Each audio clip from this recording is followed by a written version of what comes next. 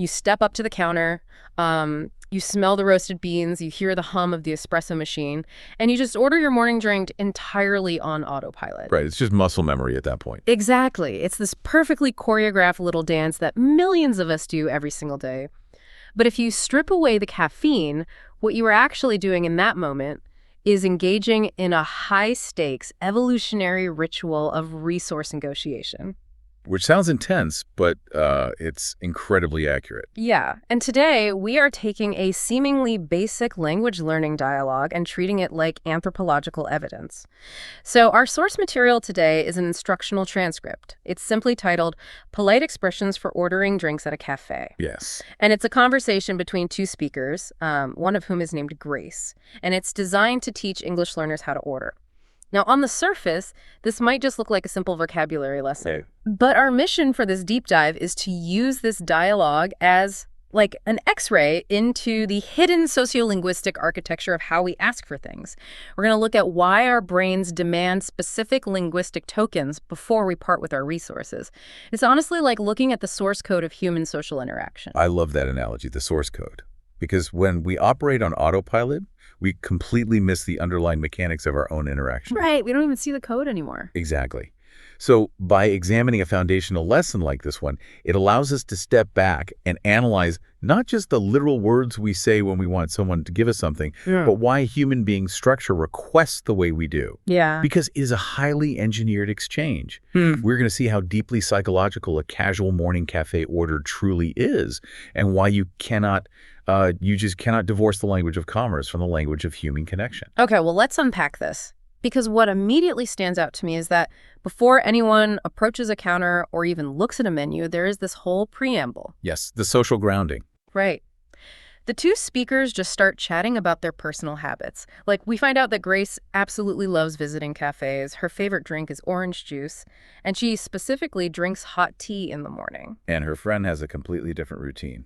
Yeah, the other speaker chimes in to say they prefer iced coffee, and they rely on regular coffee in the morning because, and this is a direct quote from the dialogue, it helps many people start the day. A very relatable sentiment. Totally. And then they bond over the fact that they both enjoy hot and cold drinks, but they have this shared preference for cold drinks in the summer. It's all very pleasant. Very pleasant. But I have to play devil's advocate here for a second. Go for it. Do we really do this kind of small talk out of some deep evolutionary need to establish safety? I mean, isn't it just because we don't want the barista to think we're jerks or, worse, spit in our cup? Well, wanting to avoid retaliation from the person preparing your food is exactly what I mean by evolutionary safety. Wait, really? Just not wanting them to mess with your drink is evolutionary? Absolutely.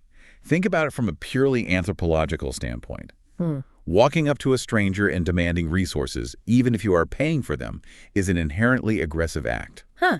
I guess I never thought of ordering coffee as aggressive. But it is. You're commanding someone else's labor. Yeah. So sociolinguists have a specific term for what the speakers are doing in this preamble to soften that aggression. Yeah. It's called positive politeness. Positive politeness. Okay, meaning what exactly? Like aggressively smiling at the person?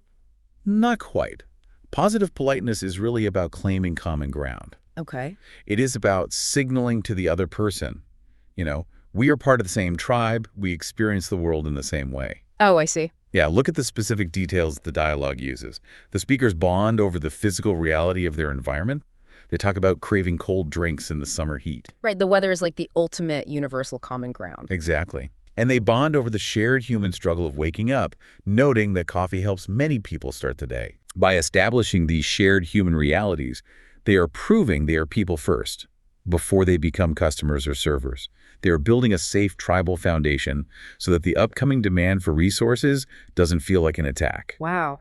It's funny how something as mundane as chatting about the summer weather is actually this heavily coded ritual to prove you aren't a threat. Precisely. And this dialogue demonstrates that you have to lay that groundwork before the transaction begins.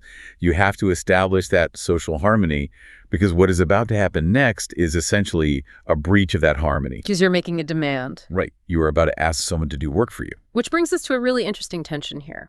You've established this warm, friendly vibe. You've proven you're part of the same tribe. Yes. But now you actually have to make your demand. So the dialogue shifts gears into a practical role play. One speaker says, imagine we are at a cafe, and Grace says, great idea.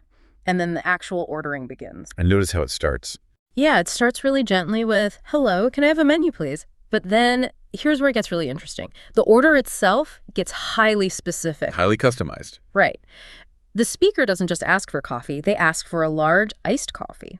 Then the server asks about sugar, and the customer specifies exactly 1 spoon of sugar. Very precise. And then the server asks about milk, and the customer specifies a little milk. And then when prompted with anything else, they add a completely separate item, just a bottle of water. A whole other layer to the request. Yeah. I mean, ordering this iced coffee is almost like assembling a custom car. Yep. Every single part, the size, the temperature, the sweetener, the dairy, has to be clearly specified to get the desired result. But instead of just barking a list, large iced coffee, 1 sugar, little milk, bottle of water, it is treated more like a delicate negotiation. It really is. It's like they are diffusing a tiny social bomb wire by wire. A social bomb of imposition. Yes, that is a fantastic way to frame it. Yeah. Because here is where the concept of negative politeness comes into play.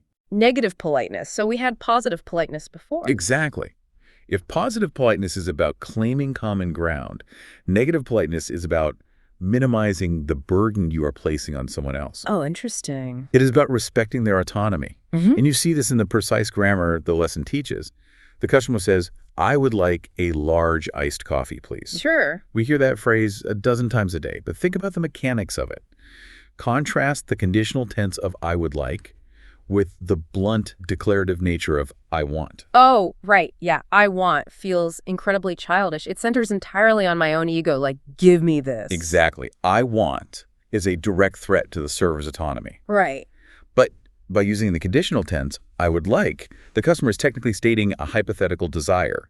They're saying, in a perfect world, I would like this to happen. Oh, wow. I never thought about it like that. Yeah, it creates a gentle hypothetical space that mathematically invites the other person to fulfill the desire of their own free will. It is a linguistic sleight of hand. You are demanding a service, but grammatically, you are framing it as a choice. That is wild. I never realized the heavy lifting that grammatical tense is doing there. It's doing a lot of work. And it really is a collaborative effort, too, because the customer doesn't have to carry that burden alone. The dialogue shows the server actively guiding this whole process. Yes, the server plays a huge role. Right. The server prompts them. They ask, would you like sugar? Would you like milk? They break this really complex string of demands into manageable, bite-sized questions. Which serves a dual purpose. I mean, practically, it ensures the order is accurate so you don't mess up the drink. Sure. But sociologically, it means the customer doesn't have to stand there and dictate a long, breathless list of commands, which would feel overly dominant. Yeah, that would feel like you're just ordering them around. Exactly. And look at the accommodating language the server uses in response to each of these modifications.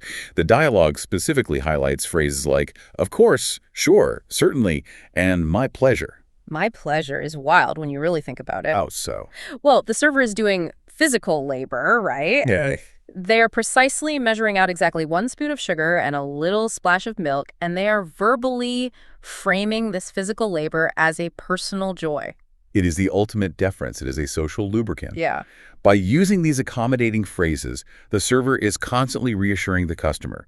They're saying, your highly specific modifications are not an imposition. Our social harmony remains intact. So they're both kind of playing a game. Absolutely. Yeah. Both parties are engaging in a shared fiction to smooth over the friction of commerce. The customer pretends they're merely stating a hypothetical desire, and the server pretends it is a personal joy to fulfill it. Okay, so that covers a complex negotiation. The iced coffee with the really specific milk and sugar requirements. Right. But what about when things are simple? Does the ritual change at all? Because at this point in the transcript, the dialogue actually flips the scenario. It does. The phrase speaker says to Grace, now it is your turn to order. And Grace just wants a juice. Which honestly makes me wonder, from an instructional standpoint, if we have already seen this intricate dance to get an iced coffee, why do we need to watch Grace order a basic juice? It almost feels redundant. Like, wouldn't one example be enough for the listener? Well, if we connect this to the bigger picture, it isn't redundant at all. It is stress testing the linguistic framework. Stress testing it. Yes. It is showing the adaptability of these concepts. Social interactions are incredibly varied, and a language learner needs to see how the rules apply under different conditions. Okay, that makes sense. The first order was an additive process. The customer kept stacking requests, right? Adding milk, adding sugar, adding a water bottle. Yeah, piling it on. Grace's order is different. She says, fresh orange juice, please. This order doesn't require stacking extra ingredients, but it does require defining parameters. Right, because a juice isn't just a juice. The server has to step in to clarify exactly what she means. Yes. The server asks what size she would like, and Grace says, a medium size, please. Then the server asks if she wants ice, and she says, yes, please. So it's a different kind of negotiation. Exactly. By showing both the complex additive order and the simpler parameter-defining order, the dialogue demonstrates that the framework of negative politeness holds up perfectly regardless of the complexity. You still use the same softeners. Yes, you still engage in the collaborative call and response. The structure remains intact. And there is a specific moment at the very end of Grace's order that really caught my attention. The server asks, anything else? And Grace formally closes out the transaction by saying, no, thank you. Yes. She doesn't just say no. Even when she is actively rejecting an offer, she's mandated to use gratitude. That is a crucial observation. In sociolinguistics, rejecting an offer is considered a face-threatening act. A face-threatening act. Yes. The server has extended a gesture of service, right? Yeah. Asking anything else. And saying a flat no is a rejection of that gesture.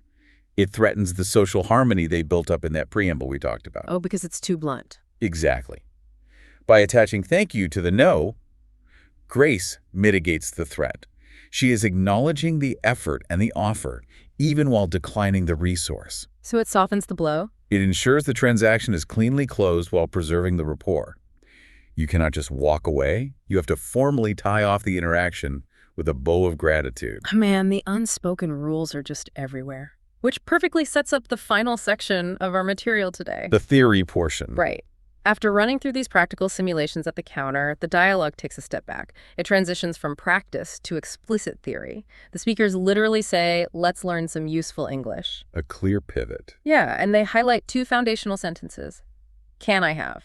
Which they use with the example of asking for a cup of tea, and I would like, would, used with the example of a glass of lemonade. And then they explicitly isolate please and thank you. They define them as small words that are very polite, and they emphasize that people use them every single day. They do. And the dialogue wraps up by inviting the audience to comment with their favorite drink, asking them to subscribe, and tuning in next time. But I want to focus on those words. When I look at how the lesson isolates please and thank you and calls them small words, I immediately think of them as the WD-40 of urban density. WD-40. That's a great way to put it. Right, because when you have millions of people crammed into a city demanding resources from each other all day long, these tiny, cheap words are the exact thing that keeps the grinding gears of society from catching fire. That is exactly what they are. They are a low-cost, high-yield social technology. The social technology. Yes. And this raises an important question about how often we take these highly engineered, everyday social scripts entirely for granted. What this final section of the dialogue does so brilliantly is distill all of those complex, nuanced theories we just discussed, positive politeness, face-threatening acts, conditional autonomy, into easily repeatable mathematical formulas. Yeah, just plug and play. Exactly. Can I have plus noun plus please? It takes the cognitive load out of being polite. Precisely. We don't have to invent a new way to gently negotiate for resources every time we want a cup of tea. Society has provided us with this universally agreed upon script. Thank goodness for that. Right. We use these small words every day precisely because they are efficient.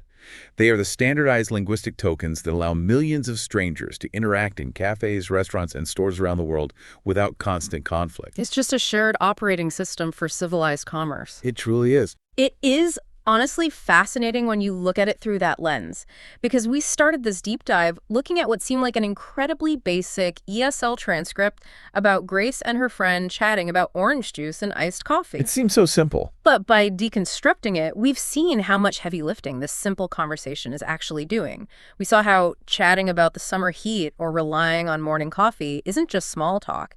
It is positive politeness. Right. It is a vital tribal signal to establish safety before demand is even made. And we saw how grammar itself is weaponized for politeness.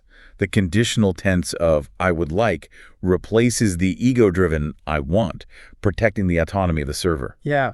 We watched how the complex negotiation of adding sugar and milk is actively managed by the server's accommodating language, turning a list of demands into a collaborative effort. We saw how that framework adapts, too, whether you were building a highly modified iced coffee or just defining the size of a simple juice. Yes, it scales perfectly. We learned that even a rejection must be softened with gratitude. And finally, we isolated the standard formulas, those can I haves and the pleases, that reduce the cognitive friction of our daily lives. Of WD-40. Exactly. I guarantee that tomorrow morning when you step up to that counter to order your drink, you are going to see this invisible architecture playing out in real time. Oh, without a doubt. You are going to hear the positive politeness and the conditional tenses all around you. You certainly will. Once you understand the sociological mechanics behind these everyday scripts, you realize that none of it is truly casual. Yeah. Every interaction is a finely tuned negotiation. But before we let you go, I want to leave you with a final thought to ponder, something that builds right on what this dialogue has shown us today. Okay. We have spent this time exploring the incredible power of these small words and polite formulas to help us navigate society. But think about this. If every single person in that cafe is using the exact same universally agreed upon scripted phrases. Right, if everyone is doing it. Yeah, if everyone is automatically saying, I would like, and can I have, without even thinking about it, does true politeness actually come from the words themselves anymore? That's a great question. Or, because the words are just a standardized given, does the real politeness actually reside entirely in the tone of voice, the patience, and the eye contact we bring to those scripts when we step up to the counter? The human element behind the code. Exactly. It is definitely something to think about the next time you engage in the high-stakes ritual of your morning routine. Thank you for joining us on this deep dive.